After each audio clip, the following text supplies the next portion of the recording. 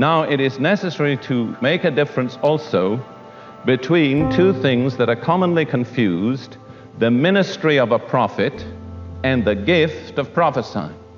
The ministry of a prophet is listed in Ephesians chapter 4. The gift of prophesying is listed in 1 Corinthians chapter 12. Now, you'll find a very interesting thing if you study this, and we're not going to go into it in detail. Essentially, the ministry gifts are according to the measure of the gift of Christ. It is Christ, the Son of God, continuing his ministry through the persons who have those particular ministries. Christ, the prophet, in a man, gives the man that prophetic ministry. Christ, the evangelist, gives the man that ministry as an evangelist. Now, when we come to the gifts of the Holy Spirit in 1 Corinthians chapter 12, it's the Holy Spirit that manifests himself in that gift out of the believer. In other words, the ministries are essentially manifestations of Jesus Christ, the Son of God. The spiritual gifts are essentially manifestations of the third person of the Godhead, the Holy Spirit. You see, a man may have a valid ministry under the category of the ministry gifts without being baptized in the Holy Spirit. Many men have a definite God-given evangelistic ministry as evangelists who are not baptized in the Holy Spirit. I'm not saying that they should not be baptized in the Holy Spirit, but I'm saying that their ministry does not depend on the baptism in the Holy Spirit. It's not a manifestation of the Holy Spirit, but it's a projection of the ministry of Jesus Christ. I had great problems about this for a time until I saw the difference between the ministry gifts, which are the continuation of the person and ministry of Christ, and the spiritual gifts, which are manifestations, and they are supernatural manifestations of the Holy Spirit from within the believer. Now, this applies particularly to this relationship between the ministry of a prophet and the gift of prophesying. And I think I can show you sound scriptural evidence that they're distinct. If you look in Ephesians 4:11, this key verse that we have looked at so many times, Ephesians 4:11, you'll find it says there, He, Christ, gave some apostles and some prophets.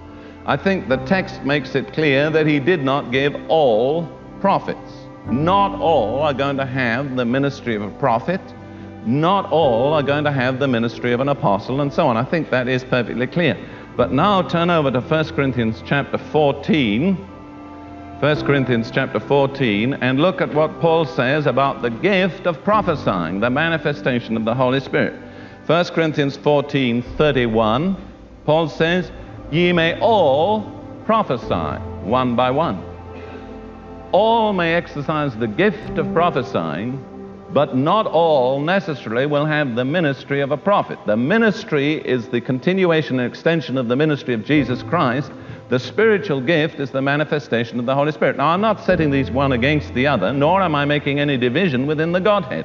But there is, nevertheless, a clear scriptural distinction between the person of Jesus Christ and the person of the Holy Spirit. Essentially, the ministry gifts are related primarily to the person of Jesus Christ. The spiritual gifts are manifestations of the person of the Holy Spirit. All may prophesy. It's within the revealed will of God for all Spirit-baptized believers to prophesy. But that does not mean that all Spirit-baptized believers will have the ministry of a prophet. He gave some prophets, but ye may all prophesy. Now, what we are talking about today is not the gift of prophesying, but the ministry of a prophet.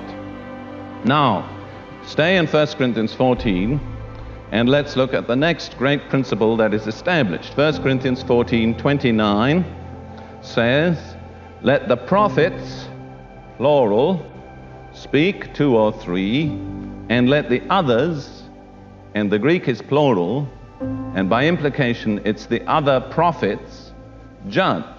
You will notice that Paul assumes that prophets minister in teams. They are not on their own as individuals. We've already seen this principle is true of the apostle. The apostle in the New Testament never ministered as an apostle on his own as an individual. Apostles were sent forth in teams. They ministered in teams. There was a certain sense of collective responsibility. Exactly the same is true of the prophet. Let the prophets, plural, speak, 2 or 3, and let the other prophets judge. In other words, no one man as a prophet is to be a dictator and say, thus saith the Lord, and you've got to believe me whether you like it or not. Because when one prophet says, thus saith the Lord, the other prophets have the right to say, well, now, I acknowledge that as a genuine manifestation of God's Spirit, or I do not accept that. All prophesying and the ministry of all prophets in the New Testament church is subject to judgment.